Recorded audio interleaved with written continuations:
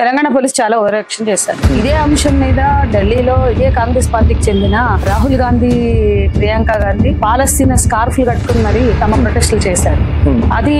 అదే కాంగ్రెస్ ప్రభుత్వం ఇక్కడ ఉండి ప్రొటెస్ట్ చేయడమే నేరం అన్నట్లుగా. నా బాల్యం అంతా ఉత్తర తెలంగాణ జిల్లాలో జరిగింది. ఉత్తర తెలంగాణ అంటేనే కరీంనగర్, ఆదిలాబాద్, నిజామాబాద్. ఉత్తర తెలంగాణ ఆ రోజు నా బాల్యం సాగిన కాలం అది విప్లవోద్యమ యుగం. మా ఇంట్లో కూడా మా నాన్నగారు విప్లవోద్యమానికి మంచి శ్రేయోభిలాషి, గొప్ప స్ట్రాంగ్ సపోర్టర్. మా ఇల్లే కేంద్రం ఉండేది. సమాజంలో పితృస్వామ్యం తగ్గిందని మీరు అనుకుంటున్నారా, ఇంకా పెరిగిందని మీరు అనుకుంటున్నారు? ఒక్క భారతదేశంలో కుటుంబంలో కూడా మా అబ్బాయి రేప్ చేశాడు, లేదా గ్యాంగ్ రేప్ లో పాల్గొన్నాడు, సామిక అత్యాచారానికి పాల్పడ్డాడు, లేదా అత్యాచారానికి దిగాడు కాబట్టి మా పరువు పోయింది, మా కొడుకుని చంపుతామని తీసుకోవట్లేదు ఇండియాలో. కానీ ఆడపిల్లలు పెళ్లిళ్ళు చేసుకుంటే పరువు పోయింది అని చంపడాలి. అది ఉత్తరాది నుంచి మొదలైన సోకాల్డ్ హానర్ కిల్లింగ్స్.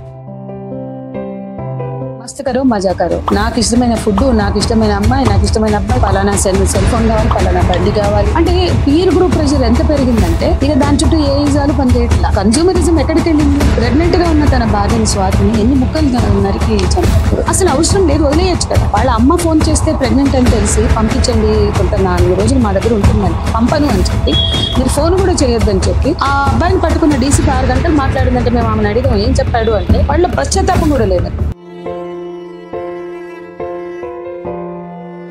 ముఖ్యంగా వామపక్ష సంఘాల మీద, వామపక్ష స్త్రీ పోరాట సంఘాల మీద వీళ్ళకి ముస్లింలకి కనెక్షన్ ఉంటుంది. అక్కడి నుంచి ఫండ్ తెచ్చుకుంటారు.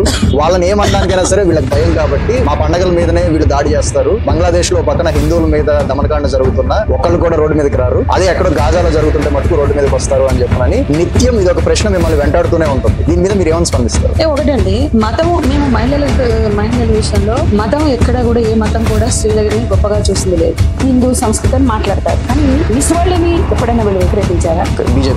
బీజేపీ కావచ్చు, ఆర్ఎస్ఎస్ కావచ్చు, సంఘ్ పరివార్ కావచ్చు, బజరంగ్ దళ్ కావచ్చు, విశ్వ హిందూ పరిషత్ కావచ్చు, మతంతో పెట్టుబడిదారి విధానం రాజీ పడుతుంది. పెట్టుబడిదారి విధానంతో మతం రాజీ పడుతుంది. అది భారతదేశంలో కట్టర్ హిందూ కావచ్చు, అదే అమెరికా వెళ్తే కట్టర్ క్రిస్టియానిటీ కావచ్చు. దాని ఉదాహరణ మీరు ఇందాక చెప్పగలరా అంటే ఖచ్చితంగా చెప్పగలుగుతా. పొద్దున్న లేసే భారతీయ సంస్కృతి పచ్చిగట్ట తోటకూర అని మాట్లాడే ఈ మొత్తం హిందుత్వ పరివారాలు, సంఘ పరివారాలు, బీజేపీతో సహా, బీహెచ్పీతో సహా ఒక్కళ్ళు కూడా ఎందుకు మాట్లాడలేదు?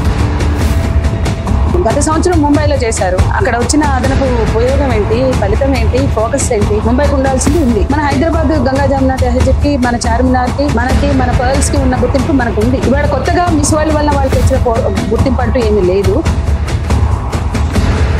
2002లో ఆనాటి ప్రపంచ బ్యాంక్ అధ్యక్షుడు ఉల్ఫన్సన్ హైదరాబాద్ వస్తుంటే అప్పుడు ముఖ్యమంత్రి చంద్రబాబు నాయుడు ప్రపంచ బ్యాంక్ జీతగాడు చంద్రబాబు మోసగాడు అనే నినాదం ఉండేది.